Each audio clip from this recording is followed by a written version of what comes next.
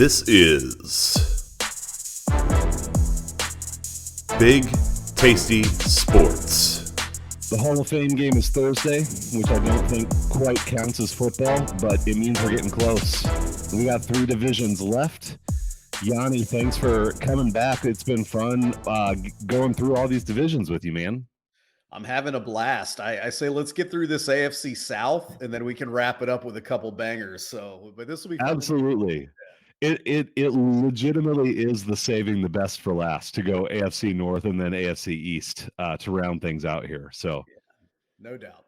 But tonight, it's funny how the AFC South is a little like the NFC South, where it's the division you kind of just want to get through to get on to other things. So that's what we'll do tonight. Before we jump in, please do subscribe to the channel if you haven't. There's lots of other content we've been doing. There will be throughout the season. Like the video. I find that it's not that difficult. You just have to click a button, so it's not too bad. Also, instead of saying it at the end when, people haven't hung on for an hour and 15 minutes, do go follow at Yanni_bet and at the Bet Crushers. Yanni is getting very close to having some detailed write-ups on all these divisions and teams that are going to be coming out, and we'll highlight those once they're all the way ready. But if you're following him, you won't have to worry about missing it, so do that. All right. Time to go in alphabetical order, as always. First up, we have the Houston Texans. Their over-under is 6.5. The over is plus 115. The under is minus 130. Plus 950 to win the division is the best that's out there. And their schedule goes like this. At Baltimore, then the Colts come to town at Jacksonville, Pittsburgh at home, at Atlanta, New Orleans at home, just back and forth here. They have an early bye. Then they're at Carolina, and they finish up the first half of the season with Tampa Bay at home. Obviously, Houston has a whole new look this year, new quarterback, new coach, new faces on defense. Does all of that add up to anything better for you, Yanni? I guess better is a relative term, right? If we're saying better than a year ago, yeah, I think so. I think this team is headed in the right direction. If better means they're a playoff contending team, then no. For me, it's pretty simple. I think that Houston, they kind of went full rebuild mode, which they had to do. And it's going to take a little bit of time. I mean, you look at some of the things they did in the offseason. I think everybody believes DeMeco Ryans was a good hire as head coach. Most people seem to believe that. I do as well. I mean, he seems like a good fit for that organization. So I think that, he's the guy that can turn the ship around, but he has a big task ahead of him. I mean, we saw the lineups they were putting out for most of last year, and there just wasn't enough talent out there. They brought some nice veteran guys over. You look at guys like Jimmy Ward, Sheldon Rankins, Dalton Schultz on offense, Robert Woods. So, they brought some guys that are kind of that veteran, consistent presence, which I think you want to do if you're going to play a rookie quarterback, and all signs are pointing to that. So I think they're heading in the right direction, but you do have a rookie quarterback. You don't know what we're getting with him. He could come out and be Cam Newton, RG3 as rookies. I mean, you never know, right? Anything's possible, but I think that's more the anomaly than the norm, right? I think he's going to take a little bit of time to develop.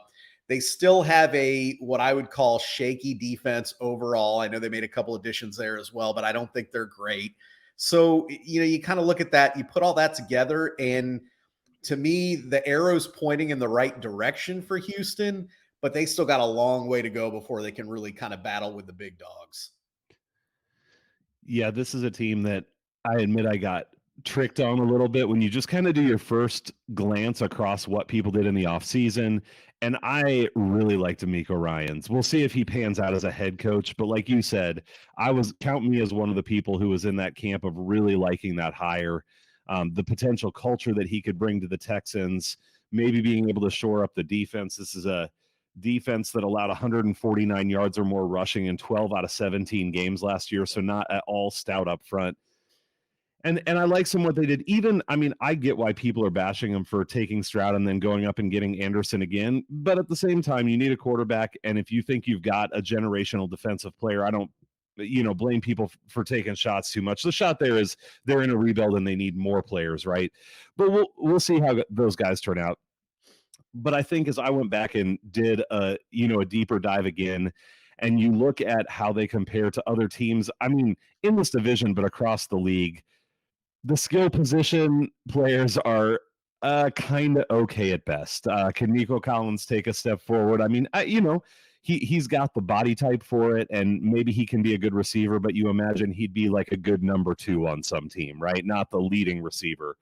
Dalton Schultz, yes, he was good in Dallas, but he also had receivers all around him that were taking attention off of him. So I don't know how much he can come in there and do.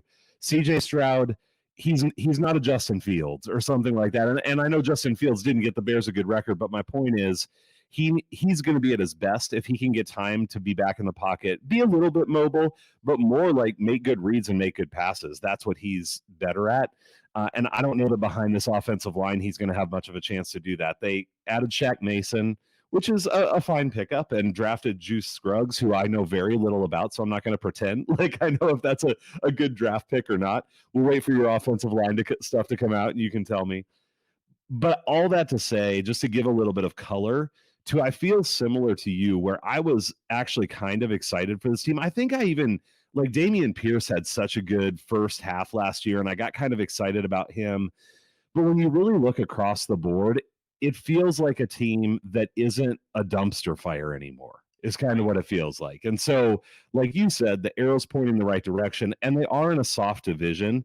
We'll get to the other teams in this division, but I think it still is going to be a pretty rough year for them. So looking at the first 8 games, I actually have them at 1-7 after the first 8. And part of what plays into that for me is even if this team can gel and end up being kind of respectable, maybe like a little below average, I think it's going to take time because the offensive line has to come together with some new pieces. CJ Stroud has to get settled in. D'Amico Ryans and a new coaching staff. All those pieces just feel like a lot of turmoil at the beginning. So even if it gels, I'd look for this team to be better midway to the end of the season than they are to start it out. What did you think on that first half? Yeah, I mean, I had them just one game better. I have them 2-6, and part of that 2-6 is they've got a couple of winnable games. They get the Colts at home in the division there. Yep. They've got Tampa Bay, which could be a winnable game, and really there's 2 games you look at and you say, well, they're probably definitely not going to win those 2 on that first 8. So then you look at the other 6 and say, could they go 2-4 maybe in those? And that's kind of where I ended up with 2-6 there. I think that D'Amico Ryans maybe gives them that little kind of shot boost to start the season where maybe they're fired up and they pull out a win in an early game in the first few weeks, that kind of a thing. But you're right. I mean, I think overall you hit the nail on the head there. They're very mediocre at the skill position. Defense is probably lower than mediocre. Even though, I say that their defense actually, in my opinion, overachieved and played pretty well last year. But I mean, I think when I look at that, I'm like, did they overachieve? Was it opponent? What was that? I don't see a lot on that defense personally that I get excited about, even though they did perform at a decent level a year ago. So I think, it sounds like we're pretty well aligned again here. I think this team, it's, that win total's probably right around where they'll finish. I mean, I think that it's hard for me to make a case going over or under on that total. Yeah, it's not a total I'm interested in betting. I mean, this is one that I've passed over. Like I said early on, I was looking at the over, but that was just me not having done my research. Yeah. I think if anything, if the under got to plus money, I would be interested in that, I think, especially because like I've said a lot looking ahead at bets, if I do expect them to have a really kind of a rough start here, win 1 or 2 games, then maybe you actually get a middle later on if you want it, if you take the under going into the season. But I'm not excited to bet it either way. So yeah. What about any props or other bets? You've been the expert, the ninja at finding good other bets to bring in here. So any thoughts on that? Well, you're not an expert unless they win. So we'll see how they pay. We'll see. Yeah.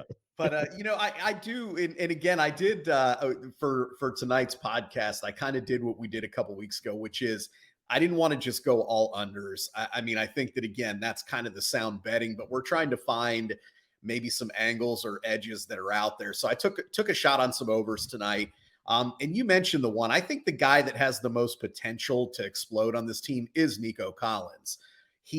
I think he has the ability. He came on pretty strong late in the year. And I think that, he's going to be the guy. Woods will get some touches over the middle. Dalton Schultz will get some touches over the middle. But I think he's the guy that he's kind of got that ability to get deep. He can, make plays. And his, you kind of look, his yardage total is 575.5. I mean, that's nothing for a quote unquote number one wide receiver. And I understand, like you said, he's not a true number one in the sense of a Justin Jefferson, but he is their number one target. And, apparently he and CJ Stroud, and again, not that we take too much into these training camp videos, but they seem to be connecting and all that. So I just see such a low number there. And I see a guy who by default is kind of their number one option here. And it's like 600 yards in a 17-game season as a number one receiver. I'll take a shot at that. Yeah, man, we always say barring injury, and I hadn't gone to look at that bet, but I like that a lot too, because if they're behind too, they're probably going to have to throw the ball some, and they just don't have that many places to go. So that's a very low total for a guy that they're going to need to perform. Yeah. So yeah, I like that. Yep. Anything else on them, or is that the only one you had? I think that's about all I could really find that appealed to me. Yeah, so the other one that I would have some interest in, and I actually looked this up a long time ago. I'd have to pull my sheet back up, but is maybe the under on CJ Stroud's touchdowns. So I think if this team is throwing a lot, I'm not sure if I'd want to go under on his yards because they may just pass the ball a lot, but I'm not sure they're going to be good at converting that into points. I mean, the NFL, they're like, this is a stupid statement to say. I was going to say there's a lot of tough defenses. I'm getting caught up in cliche land here tonight. But the point is, even if they can move the ball in garbage time a little bit, I think those defenses tighten up a little bit, and scoring isn't so easy. And I don't think this will be a good offense overall. And so depending on where that line is at, that's an under that I would be interested in. On him. Yeah, I for sure. I mean, I think when I looked at his totals, unders were obviously the route you would go. And look, again, could he blow up as a rookie? Absolutely. But I think you bring up some good points there. And I mean, they've got two veteran running backs that if they do get down by the goal line, they're probably going to be trying to punch that rock in on the ground, right? I mean, they're not going to give a rookie a whole lot of leeway there. So I think you're right on that. And it's also, although it looks like Stroud's going to start from day one and he's their guy, it's not necessarily a foregone conclusion that he plays the whole year, whether it's, maybe starting on the bench, which I don't think is going to happen, but he might. Or, if he struggles, they could sit him down for a little bit. I mean, Davis Mills is saying, hey, I'm still fighting, whatever. I mean, we don't know that he's going to play 17 games and not necessarily just by injury, which is our normal caveat here. I mean, we don't know that he's going to play 17 games as a rookie. Yep. So this may not still be out there because this was from maybe 3 weeks ago now, but it was 22.5. Was where it was at. So yeah, I wouldn't mind an under on that if it's still out there, but I'd have to go look to see if it still is or not. So yeah, I can tell you here, it is not, at least not on DraftKings. It is now at 17.5. So my gosh. Well, I guess I should have played that when I first looked at it. 22.5. You might want to lock that in. I have such good imaginary CLV right now. There you go. Got to go tout that on Twitter, right? Like, hey guys, I almost took this bet that would have been awesome. I almost had 30% CLV on this one. Yeah. That's right. Follow me now. All right. Well, we will pass on that one then. Speaking of who's going to start at quarterback and running back now, we go on to the Indianapolis Colts. Their over-under is set at 6.5. And I actually have updated lines here with this news about Jonathan Taylor. And I was telling you before we came on, Zach Moss apparently has a broken arm now, out 4 to 6 weeks as well. So that's 6.5 now. To go over is -118 and under is -106. So it hasn't moved dramatically from what I had here, but 10 cents in one case and 20 cents in the other. So, and to win the division plus 600, that is still out there. They're scheduled the first 8 games: Jacksonville, at Houston, at Baltimore, the Rams and the Titans at home, at Jacksonville, Cleveland, and then New Orleans at home. In terms of the Colts, I feel like there is a lot to me here that depends on whether Gardner Minshew starts or Anthony Richardson. I think Gardner Minshew is a serviceable NFL quarterback, and I think he'd bring some veteran presence to that team. Anthony Richardson, while he has obviously a lot of athletic upside, there's a lot of question marks to me about how effective he's going to be. Can he get past one or two reads? Is he going to have time to do that? He's athletic and he can run the ball, but I don't think you're going to put this team on your back just running the ball. And so at some point, if they're not in contention for a playoff spot or anything like that, I would assume they're going to want to see what they have in Anthony Richardson, even if Gardner Minshew plays for a while. Then you go to the running back thing. This thing with Jonathan Taylor it's interesting. And you were saying before we came on, you expect him to play at some point, but Jim Irsay makes a big habit of sticking his foot in his mouth, and you never know how players are going to respond to that. And now a second string running back out as well.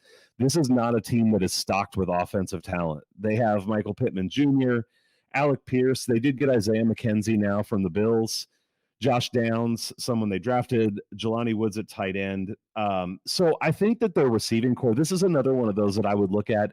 And I thought it was worse than it was before I went and looked, because I think Alec Pierce is a nice player. I think Isaiah McKenzie can be a good third receiver on a team. I think Michael Pittman Jr. at least has good upside. So it's not like the most horrendous receiving core in the league, probably, but it still, to me, is sort of meh at best, maybe a little below meh even. On top of that, offensive line that underperformed really badly last year. I was actually looking, this might have been on PFF, somewhere I was reading about Quentin Nelson, just being great his first few seasons and then just the precipitous drop off the last 2 years. And so you wonder, is this a guy that can bounce back and be as good as what he showed at the beginning of his career? Or is it a guy that for some reason just lost it? And they need him to be good, I think. Otherwise, that offensive line probably underperforms again. And you can't have an underperforming offensive line in front of a rookie quarterback or a mediocre veteran quarterback. So I think that that's something that they need to be stronger. On the defense, I would just say, I don't know that they fixed their problems in the secondary from last year. They ranked 31st in pass win rate last year. This is a team that just got chewed up through the air. And again, coming from a Vikings fan, I know what it looks like to get chewed up through the air, and that's what they did. So they got a couple rookies, Darius Rush, Julius Brents, and their performance is going to be important because they don't necessarily have a lot of depth behind them. Especially with Rodgers getting let go, it was part of the betting thing, I guess, where they ended up releasing him, and that's a loss to them in the secondary because they already didn't have much depth. Their front and their linebackers pretty solid. I mean, DeForest Buckner, they do have good pieces there in the front, but again, I'm not sure that it's enough to say that it's going to be a dominant front. It's more like a capable front in my mind. So the Colts to me just feel like a very vanilla team across the board. I think that after last year, it would be easy to downgrade them too much and say that this team is just going to be a total dumpster fire. That's possible. But if the offensive line can play up to expectations, if they get Jonathan Taylor back, who knows? He apparently has some kind of back injury too, so who knows how chronic that is. I mean, it's just a mess, right? But I think the defense I would expect to be average to probably a little below average with that secondary, honestly. But they don't play in a phenomenal division, so I think this is just a team that is kind of okay in a bad division is the way I look at them. Well, first of all, I'm pretty sure that you read my entire write-up of this Indianapolis Colts team because you literally you pretty much recited it verbatim. I've been on your computer, Yanni, just stealing stuff left and right. I mean, it's like it's fun to have some healthy back and forth, but I truly, as you were reading that, and especially as you were talking about the offensive line and Quentin Nelson, I mean, that was really what I highlighted when I kind of did my breakdown of this team. And I think I would say this. So last year, I got burned on the Colts in the sense that I thought the Colts were going to be a good football team. Obviously, they were not. And this year, I'm asking myself if I'm overcorrecting a little bit too much. And what I mean by that is I don't think this team's going to be very good. And I think when, you kind of broke it down, the offensive line is a key. They're going to have to block. And again, they didn't do a great job of it last year. They kind of underperformed. I think the defense also underperformed, but I think the way you described them is good. I mean, they got some nice pieces. Anybody would like to have DeForest Buckner on their team. Hopefully they'll get Darius Leonard back or Shaq Leonard, whatever he goes by these days. I always get it mixed up. But really on that defense, and I'll start there. I'm with you. That secondary scares me. I don't see a lot there. And you mentioned the fact that they struggled last year. And when you go back, the guy that was actually holding it together for them was Stephon Gilmore. So, people talk about his age or whatever. He was playing pretty good football last year for them. He's not there anymore.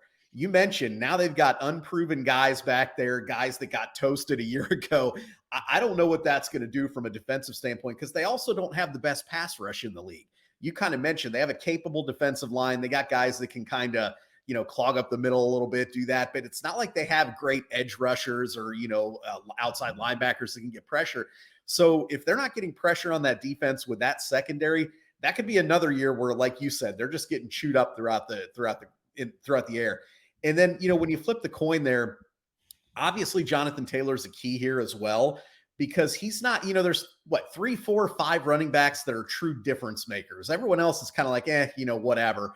But I think Taylor's one of those 4 or 5 guys that's a true difference maker at the running back position. And we don't know if he's going to play. We don't know, for sure if he will. Again, I think he will. I don't think he's going to give up all that money, especially knowing what we see is happening in the running back market. But you never know. And you start looking at that. And to me, what you said is that quarterback position. What are we getting? We're getting a rookie quarterback who, I don't know. I could be wrong, but he seems like the one that it's going to take some time for it to click if it ever does. And maybe I'm wrong on that. We'll see. But, it seems to be that's the case. And Minshew, okay, like you said, he's capable if he's got some pieces around him. I don't know unless Taylor is definitely, racking up yards. I don't know that they have enough because, like you said, they have 5 average receivers on this roster. I mean, or potentially average. I mean, we don't even know a rookie like Josh Downs. I know a lot of people were high on him. I think he's got a lot of potential.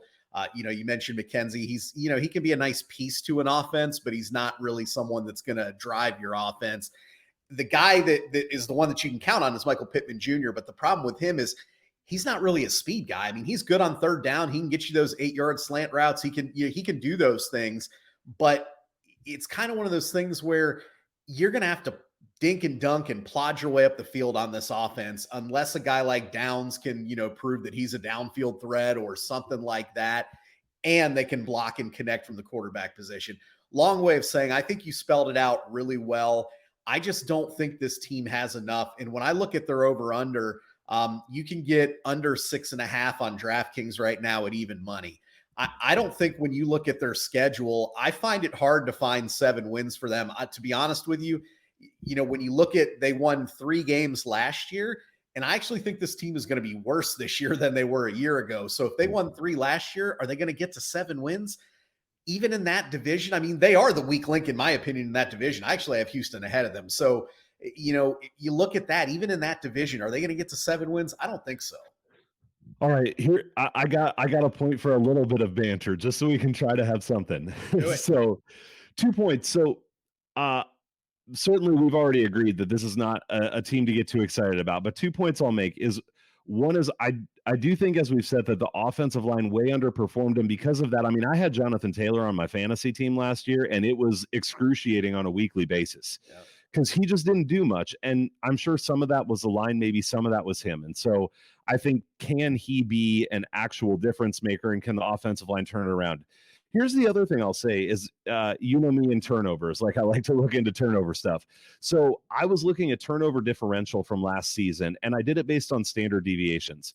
I know this is a little math, but I'm going to do it real quick. So if you are outside of 3 standard deviations, you're down to 0.2% of likely outcomes. The Colts turnover differential last year was 3.08 standard deviations under the mean. So, like, they almost couldn't be worse. Even with Anthony Richardson, like, there almost has to be some regression there. And so I do wonder, with a team that has very little margin for error, that was that bad turning the ball over, how much of an impact that has. And it's not going to get them back to the playoffs, but maybe that's the thing that can keep them around that win total, something like that. That I just remembered that while you were talking, that really stuck out to me, because it was just so far beyond any other team in the NFL, positively or negatively. Yeah, I mean, it's a good point. And obviously, as we know, season to season, those things can balance out a little bit. So, I mean, you bring up a very good point there. I think the one thing we didn't really talk about, I know we probably want to wrap the Colts up here, but the one thing we didn't really talk about is, you kind of alluded to it. From an organization standpoint, they're a little bit of a mess. And you start to wonder with some of the veteran guys on that team, you mentioned guys like Buckner and Leonard and some of those guys. If things don't go well early, what happens to this team? I mean, we have a brand new head coach there that we don't know too much about. He wants to kind of mold this team as the Philadelphia Eagles, which, I mean, I can understand that. Who wouldn't?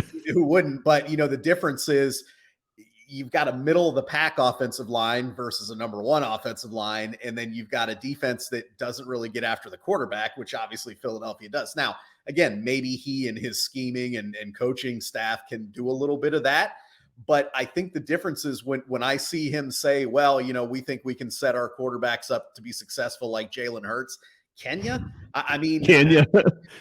I mean, I'm not saying that maybe they couldn't be as good as Hurts at some point, but when you look again, it's just not an apples to apples comparison there. And if this team is headed the right direction and they get to that 6-7 win mark, then you could probably look and say, hey, they're doing something right. They've got a plan, whatever. But I'm going to be skeptical on that. I think at this point for me, I'm taking the under there at plus money. I don't think they get to those 7 wins. I think they're probably more of a 5-win team. Okay. Yeah, just for what it's worth, I have them at 3-5 after 8 games. Like I think for me, I wouldn't be really interested in the total either way because I think it's probably about right. So I'll ask if you have other bets, but just real quick, if you had to bet, obviously we don't have to do this, but either the Texans or the Colts to go over 6.5, which one would you take? I think I would take the Texans. Yeah, I hear you. I feel split. Well, and that's why I think division odds, Indy is plus 600, if I'm not mistaken. Yep. Houston's plus 800. I would, for me, I'm reversing that. I've got Houston more at that plus 600 range and Indy more at the plus 800 range. So I've got those two kind of flip-flopped here a little bit. Yeah, the reason that I would, so to me, Indy feels more stable, like higher floor, lower ceiling, where Houston feels like maybe lower floor, but definitely higher ceiling. I mean, if CJ Stroud can be a playmaker, if they can get him some protection, if D'Amico Ryans can scheme up the defense to really get some pressure and make a difference, I do think the Texans definitely have more upside than the Colts have this year, at least. Yeah, I think that's a good point. And chances are I'm probably just bitter because I was on the Colts last year and they completely let me down. So, it's a little bit, like I said, a little overreaction, but I don't know. We'll see. I just, like you said, whether it's the Colts or the Texans, there's not a whole lot to get excited about. We're not getting pumped about either one. Yeah, for sure. Any other bets on the Colts? I don't, I mean, you start looking at that roster. I mean, a guy that I think you can count on week in and week out is Michael Pittman Jr. Not necessarily for his yards, but he tends to be that 6-catch, 70-yard guy every week. So, when you look at his receptions, I think you could take a crack at that. But other than that, and right now, Jonathan Taylor's numbers are off the board, so I don't even know what what that's looking at. I mean, I think you kind of look at this team, and there's just not a lot for me that I'm interested in getting involved with there.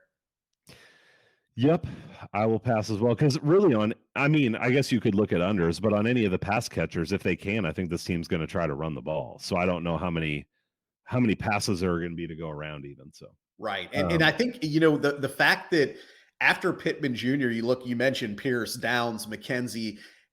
Who's going to step up? I mean, they're all kind of the same potential in terms of that. So who, how do you even know who's getting what with that? I mean, it's a mediocre group. Yep. All right. Well, let's move on to a team that might be a little bit more exciting to talk about, the Jacksonville Jaguars. So they are currently over under set at 9.5, and these lines, I think the over under are the same. The division odds change. So over 9.5 minus 145, under plus 130. Division, I saw a minus 155 out there right before we got on. I had it on the graphic at minus 160, but minus 155. We'll talk about this, but I feel like this is a little bit of the momentum right now is pump the brakes on the Jags a little bit is kind of what I'm seeing out there, but we'll see what we think. So they start out going to the Colts, who we just talked about, then Kansas City at home, Houston and Atlanta at home. They go to Buffalo in what will be a very tough game. They get the Colts at home. Then they go to New Orleans on a Thursday night and then away to Pittsburgh after that. So They have the Thursday night, but sort of have like that long week then to the next Sunday against Pittsburgh. This is a team that obviously finished incredibly strong last year, had a great game against the Chiefs in the playoffs. I think there was a lot of hype surrounding them. Is the hype legit? I think so. I've been high on the Jags, and it's funny. I actually literally half an hour ago was reading a little post about how you need to temper expectations for Jacksonville and maybe fade what they're doing. But I'm not. I'm all in on this here, and I have been. I bet that division. I bet their over win total when those came out early. I will say that I thought, and I know we'll get to Tennessee in a second here. I think that the Titans, to me, now are a little bit more of a threat to Jacksonville. And I realize we'll get to them. It's DeAndre Hopkins, it's one player, whatever. But for a while, I thought this division was a foregone conclusion because I thought the Jags were going to run away with it. And now, and maybe it's because I have some fairly large wagers on their future here. Maybe that's why I'm having a little bit of second guessing. But I mean, here's the deal. Doug Peterson is a good coach. He stabilized that franchise. The players like him. He puts good coaches around him. They seem to have a good system, all that kind of stuff. So what do we always talk about? Coach and quarterback. The coach is stabilized, and now we have a quarterback who's basically kind of entering now his veteran years. He's no longer that young learning, figuring this game out. He's kind of got it now, and he proved that in the second half of last season into the playoffs there. There's zero reason for me to believe that they regress here. The offensive line was okay last year. I think it's going to be similar this year. But even though it's not great, I think that they proved that they can move the ball effectively. Although I will say the one thing that really, I think, frustrated me, if you're a Jags fan or frustrated me as just a casual fan, is this offense went through, they were very hit or miss. They had spurts where they couldn't move the ball, and then they had spurts where they looked like they couldn't be stopped. And to me, that's the one thing they got to clean up if they really want to be kind of a legitimate Super Bowl contender. Is you can't have those quarter stretches where you just, you can't get a first down. I mean, that can't happen. You got to be able to move the ball like they do when they're moving it well. But I think the literally potentially biggest thing in the offseason in the entire league, in my opinion, and I realize that we have guys like Aaron Rodgers going to the Jets and a lot of movement, but for me, it's Calvin Ridley. And I know that some people are going to be like, okay, the guy hasn't played in 2 years. He'd kind of had some issues even when he was playing before. I don't care. I think that this guy is a premier talent who is refocused, from what it sounds like, ready to play. So you look at what Lawrence did last year in that offense without Ridley, and now you've added him. They were able to hang on to Evan Ingram, who kind of had that revival and kind of finally showed what he was supposed to do when he got drafted with the Giants. I love Etienne as a running back there just because of the versatility he gives them. I think this offense is going to be really, really good. Again, they need to kind of figure out that consistency. They can't go through these droughts. But when you've got Ridley and Kirk and Ingram and Etienne, how do you defend that when you've got a quarterback like Lawrence who he can read the field? I mean, he can spread it around and figure out who needs to get the ball. So I think offensively they're great. Defense, they don't have a lot of star power on that defense. There aren't a lot of guys you look at and say, oh man, that guy's a wrecker. But they got a lot of good players, kind of key guys they rotate in that front seven on defense there. And they're quality guys. And they, you don't hear a lot about guys like that Josh Allen and Caleb on Chason and, people like that, but they're quality guys. And then their secondary, they get really good performance out of those guys as well. So I think defensively, they can be in the top half of the league, maybe not elite, but I think they can be good enough. I just think that all the pieces line up there. And then, of course, we talked about the Colts and the Texans. I mean, those are 4 games that they should win, road or not, division or not. They should win those 4 games. Then you start looking at, okay, what are they going to do with Tennessee? What are they going to do outside that? But I can just tell you this. I don't think there's any team, if you were in the playoffs, and I realize we're getting way ahead of ourselves here, but it'll be here before we know it. It will. And is there any team right now that would say, you know what, we got 1 game, we want to play Jacksonville? I don't think so. I don't think anybody would want to do that, because if that offense is clicking, you could be in trouble. And I memean, we saw it last year. We saw what they came back against the Chargers. Obviously, that may have been a little more on the Chargers, but we saw what they did there. We saw what they did to Kansas City. I mean, we saw, the pieces are there. I think this is the year where Lawrence kind of puts himself in that Joe Burrow, Justin Herbert, Josh Allen category, right below Patrick Mahomes. Now you're reading my notes. No, man. So I will say first, because my biggest question coming out of researching this team was the defense. And like you said, a lot of unknowns there. Some guys that played pretty well last year, but even those guys were first, second year players. So is that sustainable? What you just said, if they are in the top half of the league in defense, I think they run away with this division. I think the way that the division stays even remotely close is if that defense can't hold it together. And so that would be huge if they can play that well. I love having Doug Peterson there. Like you said, there's a lot of continuity on this team. Yep. And I think that's something that we can underrate a lot. That they're not going to have to spend as much time trying to get a bunch of disparate pieces to come together that have never played together before. Now, one small exception to that is Jawan Taylor going to the Chiefs off of that offensive line. They drafted Anton Harrison to hopefully take his place. It was interesting. I'd read a lot of good stuff about Jawan Taylor. Looking at some of his stats and reading some today, it seems like he was good in pass protection, but not as good as a run blocker. And that they had said maybe that's part of the reason that they would be willing to even let him go. Do you have any thoughts on his departure? No, I mean, I think you're right as far as his skill set. I think he was Okay.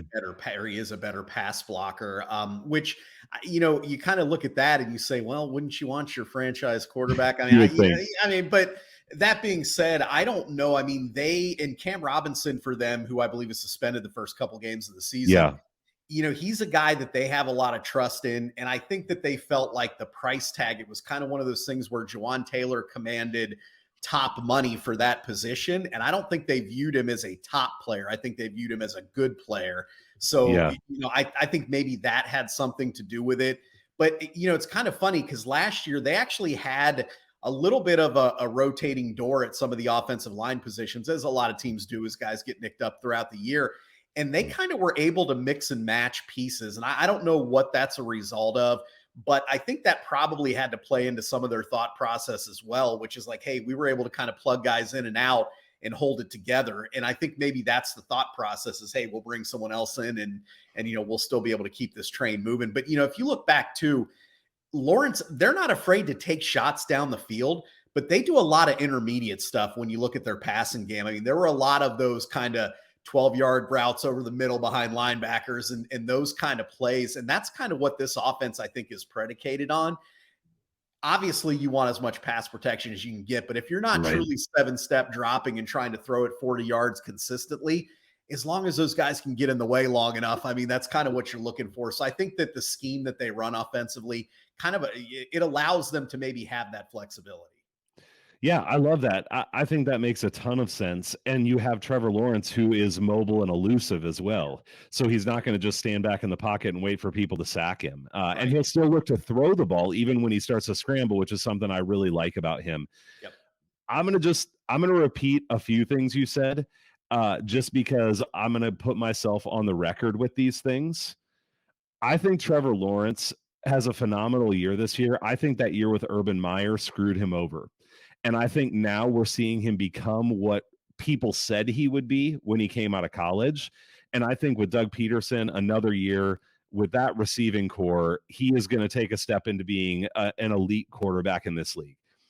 Also, you already mentioned it, but I think Calvin Ridley, if he can perform anywhere near what he did before, and then you put him with Christian Kirk, who was a legitimate number 1 receiver last year, and Zay Jones, who was a legitimate number 2, and then Evan Ingram, who absolutely shredded defenses the last 6 or 7 games of the season last year, this receiving core is an A, in my opinion, if Calvin Ridley can be number 1 receiver tier. And you put that with a really good quarterback in a good offensive scheme, I think this offense has a chance to be a juggernaut. And there are a handful of those in the league. I'm not saying they'll be the best offense in the league, but I think they can be up there. And this is one of the reasons that I'm high on even their win totals and stuff, is I think that this is a team that has the ability to compete with the best teams in the league. So when they play Kansas City, I don't think it's a foregone conclusion that they lose. When they go to Buffalo, I don't think it's a foregone conclusion that they lose. I'm not saying they'll be favored in those games, but I bet you it's certainly within a score on the line, you know? And so I think that they have a chance to be in and win every game. And that to me is a special tier of team, because a lot of the teams in the league, you're like, oh, there's a handful of games they're probably losing. This team, I mean, I don't think they're going undefeated. They're going to lose some games, but there aren't certain games where I would say, well, they just don't have a chance in that one. Right. So I'm really high on this team. There's part of me that hopes the narrative continues and the prices come back down. And I'm already very heavily invested on the Jaguars. But if these lines come down enough, I'm going to be tempted to do something else with it. So, I mean, I'm in on over 9.5 at a better price than it is now, but in on that. I took an alt total for a smaller amount at over 11.5 because it was like plus 250. And I thought that was pretty good value to get to that. I have them to win the division at a better price than this, but also in a variety of parlays. And then this gets on to other bets. And I think this is something we talked about on the player prop one that we maybe both have, but I have Trevor Lawrence MVP at plus 1,700 as well. And I feel good about all those bets right now. Any thoughts on all those or other bets you've got? No, I mean, same. And I think, you look, there's basically 5 guys that can win MVP unless somebody comes out of nowhere and does something spectacular. But you look at Mahomes, you look at Burrow, Herbert, Hurts, and Allen, and then I think Lawrence is right there with them. So what's that? 6 guys. So I think you start looking at that, and you start looking at schedules, and you start looking at the path to getting there. I think he has a very legitimate shot at MVP. So I think that's it. I mean, I've got his over yardage total. It's at 4,050. Last year, he went over that. And again, I only expect him and this offense to be much more dynamic this year. I mean, I don't want to get too crazy on the Jags, but I mean, I think he could push 4,800 yards throwing this year. I mean, I really do. So I like his over there. I like Calvin Ridley's over as well, which is at 900 yards. And that one I don't like quite as much just because I think there's a little more unpredictability there. I think Lawrence, you kind of know what you're going to get. And you kind of mentioned the one thing with Ridley that does scare me a little bit is they do have so many other weapons on that offense that you're like, well, maybe he has a good year, but he only has 800 yards, receiving type thing. But I think he goes over too. But I really like that Lawrence bet. I'm with you. I like the over 10.5 alt. You can get that at plus 135. And to me, 11-6 for this team. I think they're only going to be underdogs in probably 3 to 4 games on that, list there. And like you said, even if they're underdogs, that doesn't mean they can't win. So you start looking and saying, okay, if they're favored in 13 games and you need them to win 11 and they might pull off an upset. I mean, it's like you said, it's not impossible. This team could go 12-5 in that division. Yeah, totally agree. And their schedule to me feels very balanced too. When I looked at the two halves, I kind of thought somewhere around 5-3 or 6-2 in both halves. They basically have a couple really hard games, couple medium, and a few easy ones in each half. So same. Yep. I had same thing. Okay. All right. Well, let's move on then. We mentioned the Tennessee Titans, so let's go ahead and talk about them. If I can find my mouse here. There we go. All right. So the Titans over under 7.5. These lines have also moved. So you can tell me if you've seen other things. What I saw just before I came on is over 7.5, now minus 125, where it was plus 110, under plus 105 instead of minus 120. So a total flip on which side of the over under has the juice there. Odds to win the division, plus 350 is the best that I found out there now instead of plus 380. The Titans go to New Orleans. Chargers at home, at Cleveland, Cincinnati at home. This is another team that goes back and forth. At Indianapolis, Baltimore at home, and then they also have an early bye. They play Atlanta at home, and then they go to Pittsburgh on a Thursday night, so they'll go on a short week after that game against Atlanta. All right, so this team for me, look at their skill position players. Obviously, they got Hopkins, and that's all the rage, and people look at that as a big pickup, and I think it is a big pickup, but the reason I think it's a big pickup is less about an aging receiver still being incredibly elite and being like a top of the league kind of guy, and more the way that it takes pressure off of Treylon Burks to be a number one receiver. So I think that this receiving core overall is pretty solid. Westbrook-Ikine has had his moments, and so those three together, I think that's a very solid receiving core. I don't know how to say his name, Okonkwo. Am I Yeah. saying that right? At tight end. Uh, Yeah. I just saw he came out and said that he's getting 100 catches this year. So if that happens, man, I mean, they could be off the charts. So go bet his over on receptions right now, according to him. In the backfield, obviously, this team in the past has revolved around Derrick Henry. They've wanted to run the ball and they've wanted to be strong in the trenches and play good defense. That's what Mike Vrabel teams do. My question is, we see every running back fall off at some point, and Derrick Henry seems to be built a little bit different, sort of like Adrian Peterson was, or some of these guys that do play longer and continue to be really productive. So I'm not predicting some massive drop off a cliff here, but I do think we're more likely to see some decline than we are to see him continue to improve at this point in his career. I think he'll still be solid. What this comes down to, though, is that this offensive line is not very good. Pro Football Focus has them ranked as the worst offensive line in the league this year. What was most telling to me when I was reading that article that they do about the offensive lines is they rank who the best member of the line is, and they put a rookie on there for the Titans, Peter Skoronski. As the best offensive lineman on this team. When you have a rookie coming in as your best offensive lineman, unless he was like drafted number 2, that's not a good thing for you. And so I think that's problematic for this team, to be honest. I don't have tons of faith in Ryan Tannehill. I think he is, we said this with a lot of quarterbacks, I think he's a serviceable NFL quarterback. I don't think he's bad. I just don't think he's going to win you games if the line is a sieve and people are getting to him right away. I don't think Derrick Henry can break 4 tackles all the time to bust out 4 or 5 yards on every carry. So I think that offensive line is going to be a real problem for them. And this is a team that offensively and defensively, to some extent, really faltered down the stretch last year. I mean, it was really ugly. I had futures bets on the Titans to win the division when they only needed to win one more game with 5 left or 6 left or whatever it was. Just excruciating every week. I mean, they lost to Houston when they needed a win. So people like to talk about how Vrabel, and I do think he's a good coach. I'm not going to sit here and trash him, but like how Vrabel teams aren't going to underperform. Well, they sure as hell underperformed the second half of the season last year. So anyway, I got off on the offense a little bit. The other thing I will say there is if they're not playing well, does Will Levis get in at some point where they see what they have and get him some development? And I think if he does, I don't think he saves their season. I think that would be kind of giving up on it if they go to him. Switch over to the defense, and this is a phenomenal defensive line. Best in the league against the run last year. Autry, Simmons up front. I mean, very stout, very good. No question marks for me there.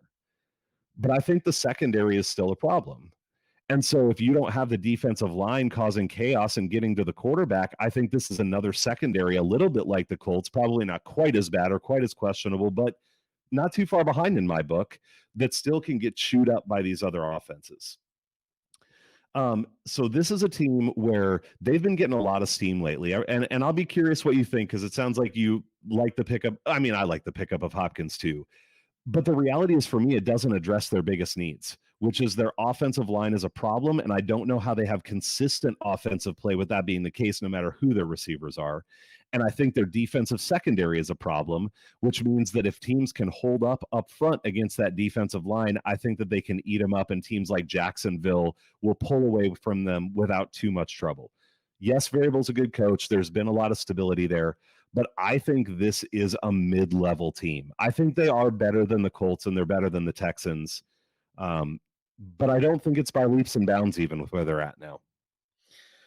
Well, again, I'd like to be controversial here, but I mean, I pretty much agree with everything that you said there. And I'll say this.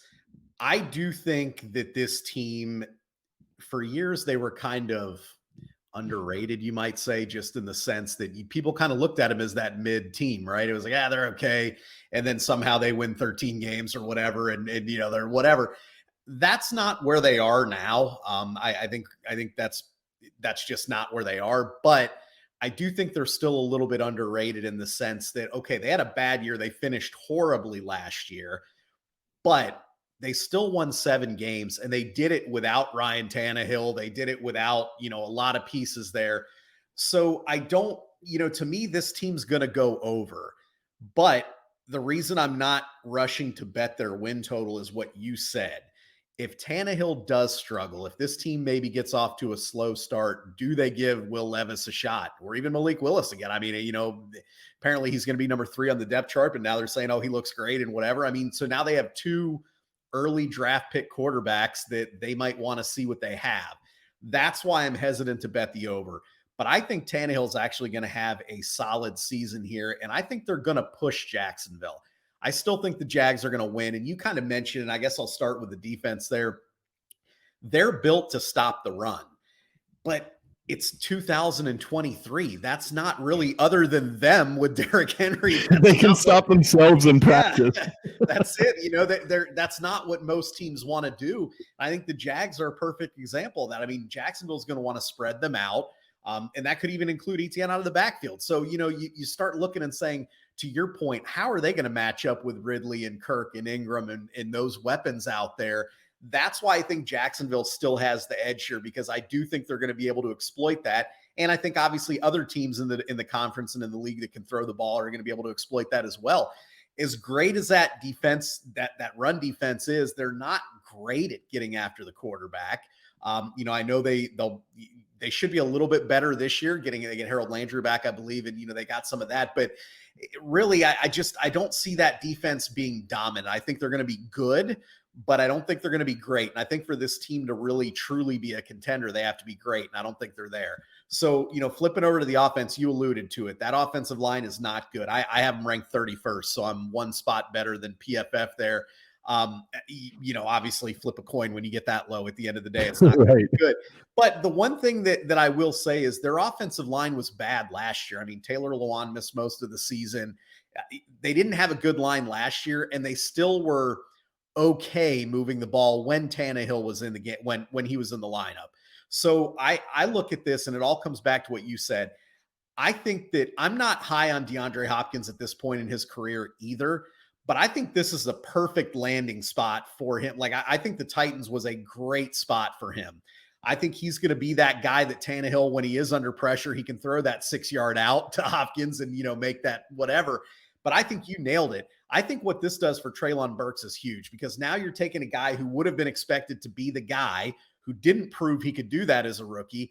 And now he no longer has to match up on the team's number 1 cornerback over there, or, they're going to have to adjust what zone they're playing.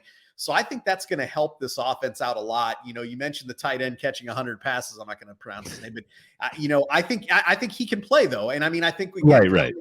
Like we said with Evan Ingram, it's like when you've got guys like Hopkins, if Burks can make a step here, okay, all of a sudden maybe this guy's getting open in the field there.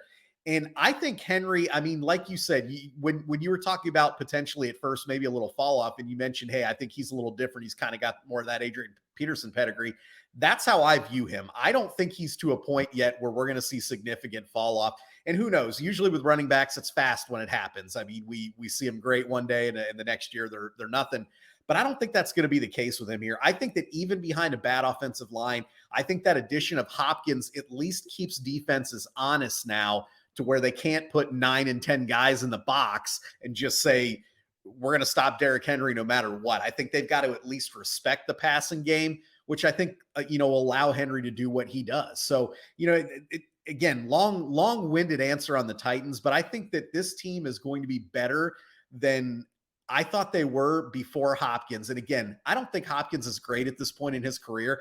I just think that's a just enormous pickup for the Titans. I don't think if DeAndre Hopkins went to Kansas City or Buffalo, some of the teams he was rumored to go to, I don't know that he moves the needle a whole lot with those teams, to be honest with you. But I think in Tennessee, he does. I think that's a great fit. I think the Titans, hit a home run bringing him in. And I think it's going to make them a competitive team. And before Hopkins got there, I wasn't sold that they were going to be competitive. I thought they might be kind of lingering around with the Texans and Colts, but I think they've now, like you said, they've elevated past them, and they're at least going to push Jacksonville. Yeah, that makes sense to me. I don't know, man. This is, we've talked about, you want to not let your emotions enter into your betting at all, but the way that they just deteriorate, and you're right, I know it was without Tannehill, but what they did at the end of last season just will forever live in my soul as a black mark. I think that was pretty rough for me. So I get it. It's a decent team. So let's talk about the first 8 real quick. And you're going to see my bias apparently coming through here again. I have them at 2-6. But here's what I'll say is I think that they are set up to match up really well with the Colts because the Colts are going to have to run the ball probably.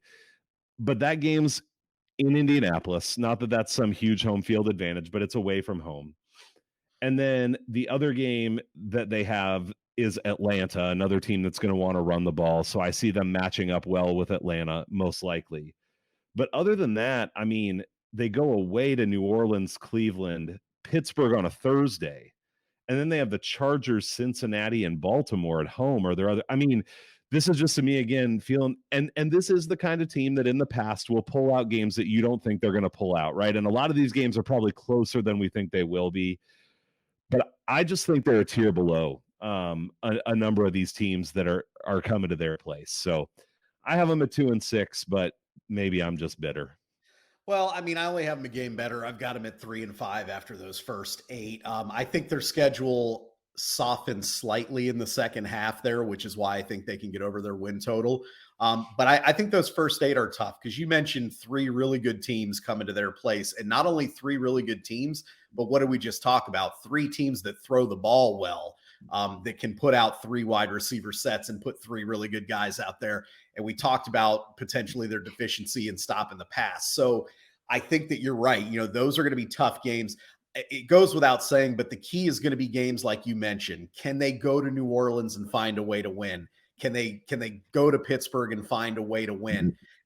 You know, to me, those are kind of those games where you generally would say the home team, it's kind of a coin flip, but I'm going to take the home team. And I think, you know, we'll see that reflected in those spreads, depending obviously how the season shakes out. But I think to your point, I mean, I think this is a team that they historically, they win some of those games. You know, you kind of mentioned it. It's like they find a way to leave New Orleans with a win or leave Pittsburgh with a win, or, you know, even pull an upset against, you know, a Cincinnati or whatever. And again, that's asking a lot. I mean, I think you kind of look and say, if they get to 3-5, which is again kind of what I think they'll do, I think they end up with 8 or 9 wins on the season when you look at that back half of the schedule.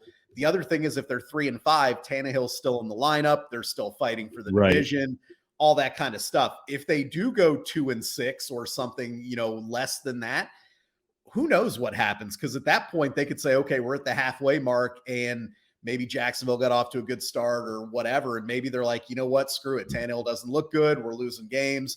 Maybe we are going to put Will Levis in there or whatever. And then to me, it's like all bets are off. That's my hesitation on betting the over on this team. But, you know, it's impossible to fully predict that though. Yep. Yeah, agreed. Yeah, looking at that back half of the schedule, it definitely is a little bit easier. I mean, I can definitely see 5 wins there, possibly 6 in that. So like you said, if they're at 3 wins, you know, that's putting you at 8 or 9. And then I think the challenge for Jacksonville is take care of what you need to take care of, right? Like I think there are definitely 5 wins on each half of the schedule for Jacksonville if they just play well, which puts them at 10, which, you know, isn't for sure out of reach. Like you said, the Titans could push them, but I think that's likely higher than where the Titans get. So, so I have one bet that I haven't made yet, and full transparency here, like, you know, I try to with futures not just think of individual bets, but also what else have I bet and how would bets I'm making now affect that.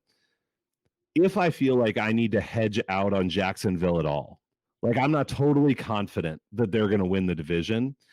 Right now on MGM, you can get the dual forecast for Jaguars and Titans at plus 115. So the reality is if the Jaguars win and the Titans come in second, I win that bet too. But if somehow the Titans edge them out and the Jags come in second, I can still, you know, recoup a little bit of all that I've bet on Jacksonville this year.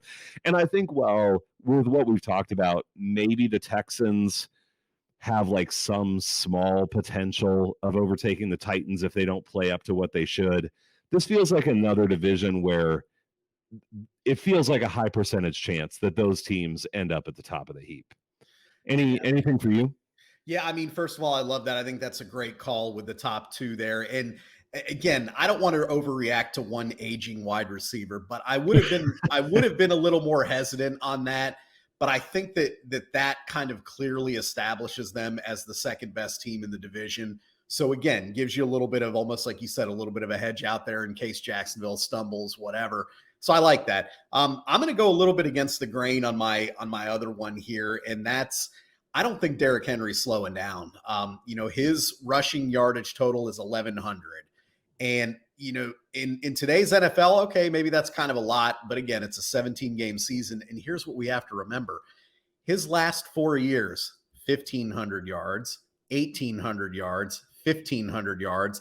The only time 2 years ago that he didn't hit that, he had 937, but he only played 7.5 games. So, he had 937 yards in 7 games.